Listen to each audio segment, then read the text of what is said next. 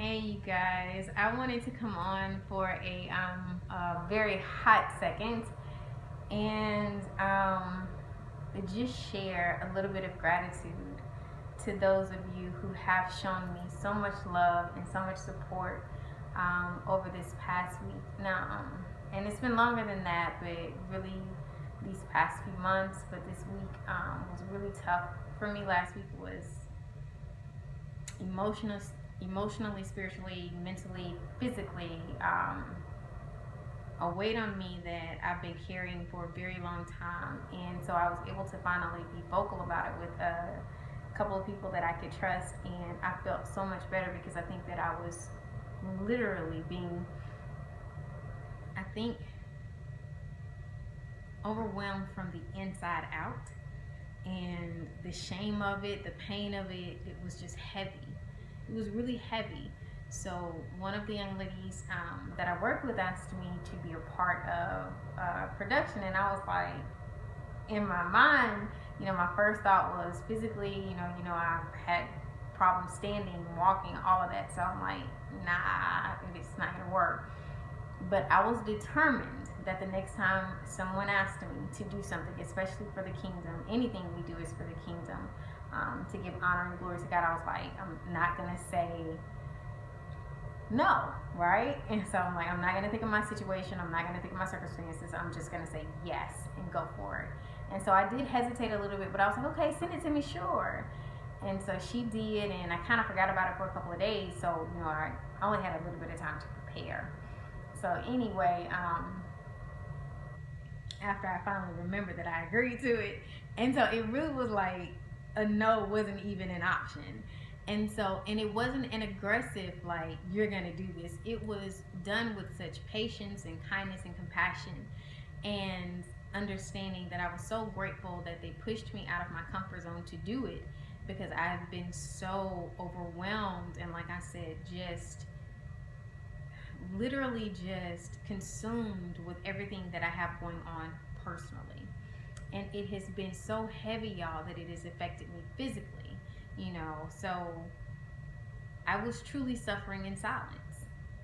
I mean, I would share it with a couple of people, my sisters know a little bit, my mom knew a little bit, and I kind of made it seem like everything was okay, right?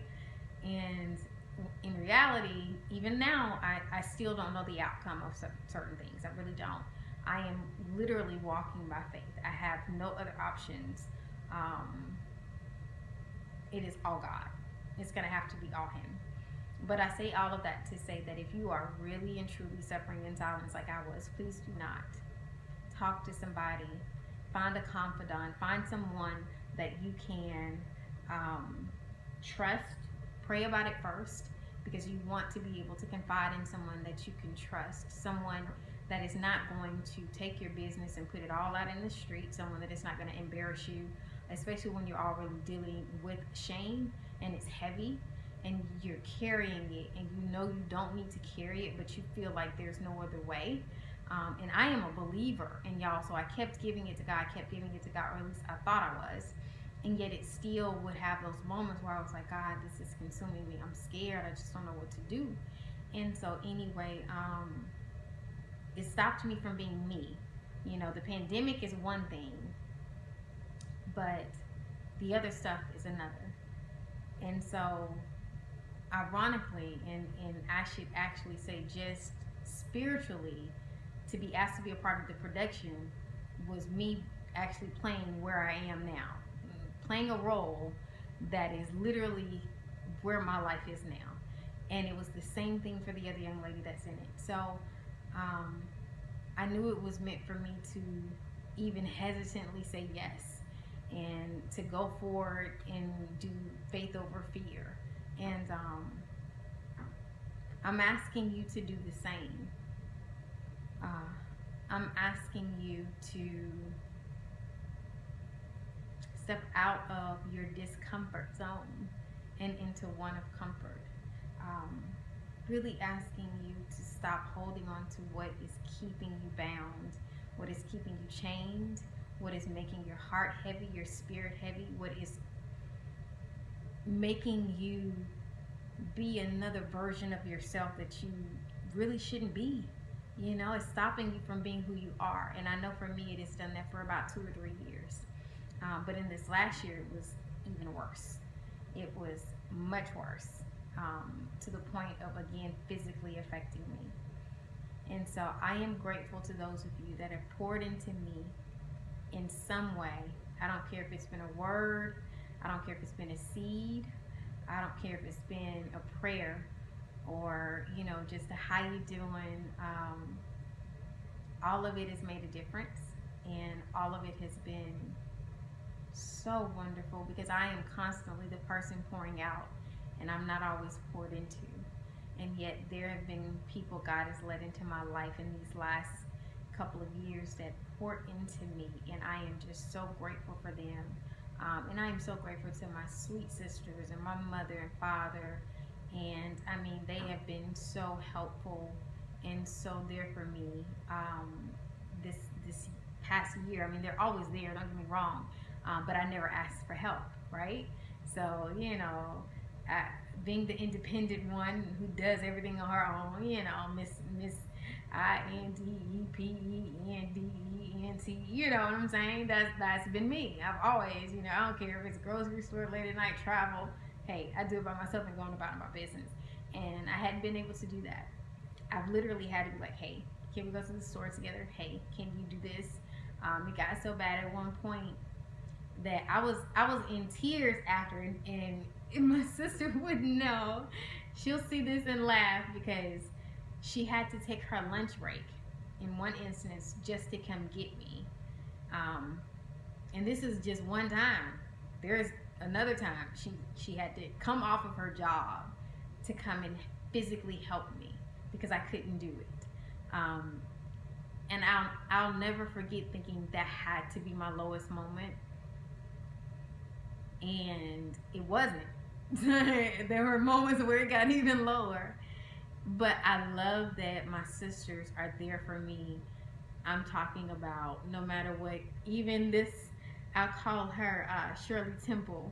It's from my older sister, and I'm like, girl, I love it. She's wonderful. Thank you so much. And it was just a gift. She just wanted to pour into me, and it meant a lot. So I'm telling y'all, it's some of the littlest things. They go to the store for me. They wait for me if I need to go to the store. They pick stuff up while I'm in the store. My sister is constantly, my older sister is constantly, hey, taking a picture of something in the store. Hey, do you want this? Do you like this? How about this? She ordered something for me. I mean, it's been multiple times just because I'm on her mind. And I am so grateful for her, and for my sister and my other sister and her husband, and my parents, my aunts that have asked, have you needed anything? Because they have all seen what's happened physically and how it's affected me, and how for a long time, y'all, it killed my spirit. I mean, it did. And I was like, Lord, I'm a believer. I trust in you, and I believe in you. So why is this happening to me? Why is it that I've prayed and believed and fasted, and yet it hasn't changed? I'm like, what have I done wrong? What am I doing wrong? Lord, show me and reveal to me these areas that I need your love and your compassion in, so that I can get past whatever this is.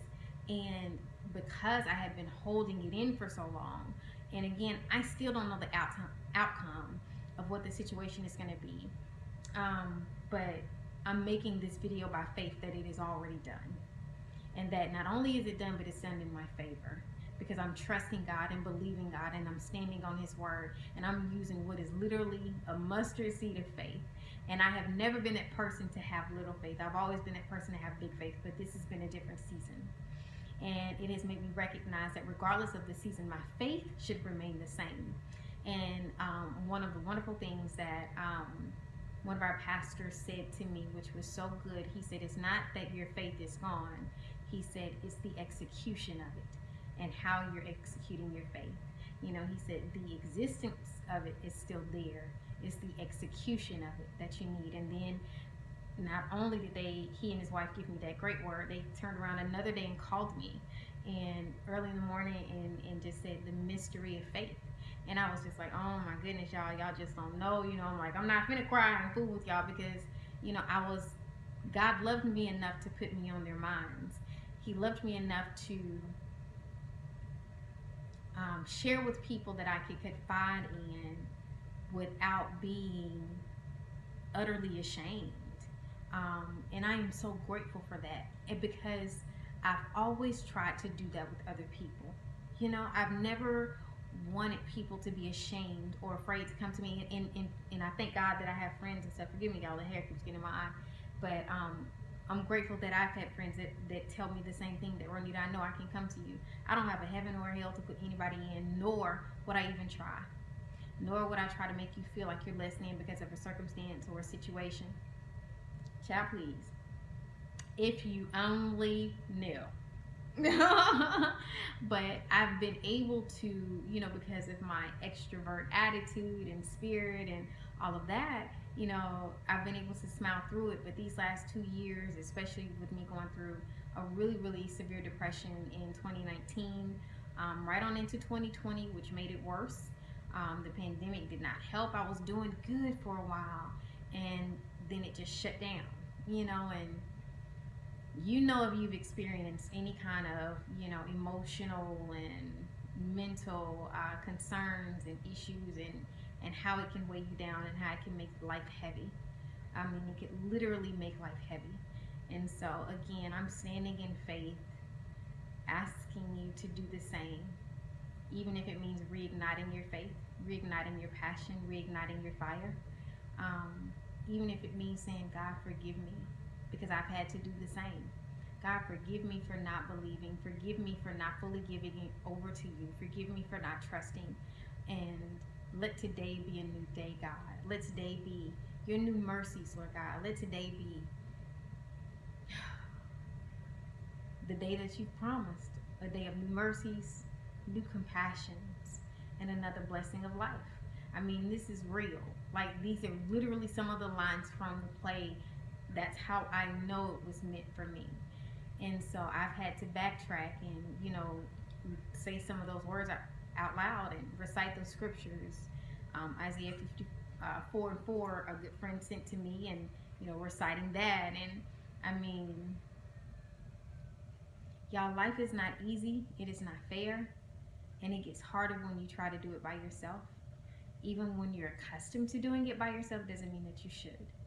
So, to my tribe, to my people, to my loved ones, to my friends, to my family, I thank you. I thank you. And when I tell you, I know you're not asking, or you haven't done any of this to ask for repayment. When God does this big thing for me that I know He's going to do to bring me out of, you better believe I'm turning around and bringing you with me. This is for sure. You know, this is for sure. I have confessed that it's going to be so amazing that I can't help but share. And that was confirmation of a word given today as well. So anyway, I've dragged on for 15 minutes and I didn't intend to. But be encouraged. Be encouraged. Please. I'm constantly encouraging myself, and it's every second of every minute of every day. It's a prayer all the time. So I'm praying for you. I love you. If you need to DM me. I you know, whatever it is we need to pray for, I'm with you. I'm with you. I support you, and I know that all is going to be well. Just like I know all is already well for me, it is for you too. So, love y'all, and I guess maybe Sean and I'll have a video next time. But we pray you guys too are safe from the storm, and that for anyone that lost loved ones or homes, you have our sincerest prayers. And if you need any information on who's helping, I am so open to providing that for you. Just let me know. But anyway, just wanted to give this little tidbit, stop in and say that, and give my love. So talk to y'all later.